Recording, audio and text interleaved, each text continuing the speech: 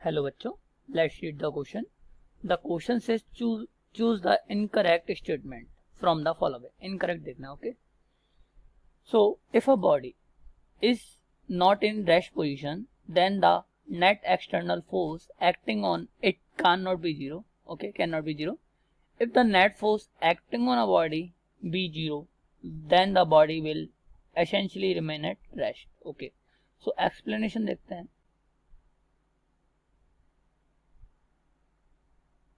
So statement 1 में क्या है कि if a body is not in rest position, एक बॉडी है और वो मोशन कर रही है. ओके, नॉट इन रेस्ट मान लेते हैं. ओके, तो इसने बोला है कि नेट एक्सटर्नल फोर्स उस पर जीरो कभी हो ही नहीं सकता. Okay, but it can be zero, force can be zero in the case of, अगर ये बॉडी यूनिफॉर्म वेलोसिटी से मोशन कर रही है तो उस पर नेट फोर्स जीरो हो सकता है. ओके, सो इस केस के लिए यूनिफॉर्म वेलोसिटी से मोशन कर रही है तो नेट फोर्स जीरो हो सकता है. सो स्टेटमेंट 1 गलत हो गया.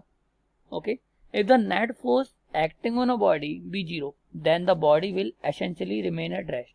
एक बॉडी है. ओके, इसका भी सेम ही एक्सप्लेनेशन कह सकते हैं हम. ये इस बॉडी पे net force equal to zero है. नेट फोर्स कितना है?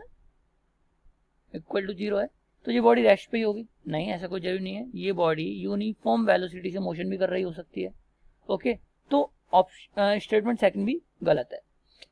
सो इनकरेक्ट स्टेटमेंट ने पूछा तो फर्स्ट और सेकंड दोनों ही गलत स्टेटमेंट है, तो option C is correct. Hope you all get it. Thank you. All the best.